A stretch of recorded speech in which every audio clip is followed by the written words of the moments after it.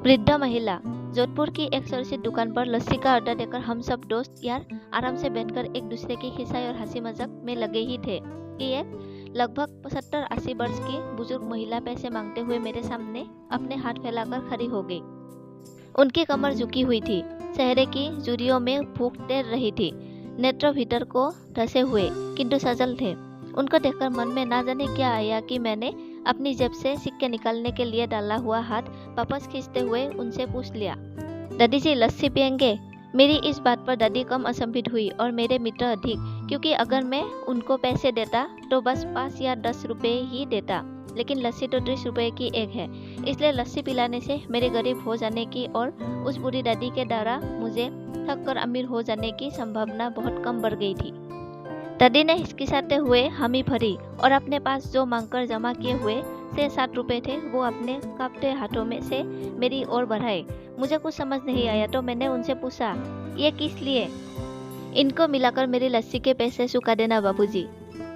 भावुक तो मैं उनको देखकर ही हो गया था, रही बसी कसर उनकी इस बात ने पूरी कर दी।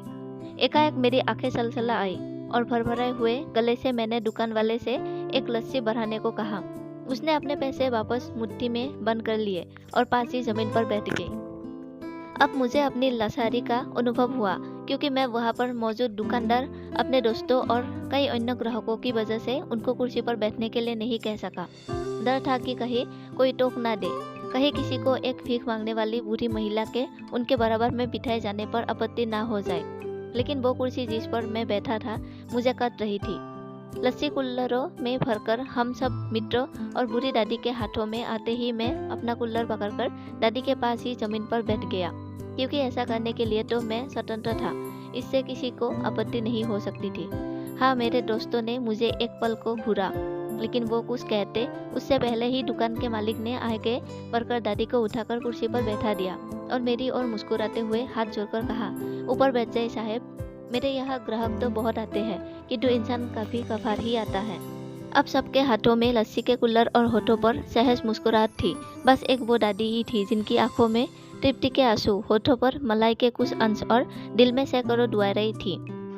ना जाने क्यों जब कभी हमें 10-20 रुपए किसी भूखे गरीब को देने या उस पर खर्च करने होते हैं तो वो हमें बहुत ज़्यादा लगते हैं, लेकिन सोचिए कि क्या वो 100 रुपए किसी के मन को तृप्त करने से अधिक कीमती है? जब कभी अवसर मिले ऐसे दयापूर्ण और करुणामय काम करते रहे, भले ही कोई आपका साथ दे या ना दे। धन्यवाद।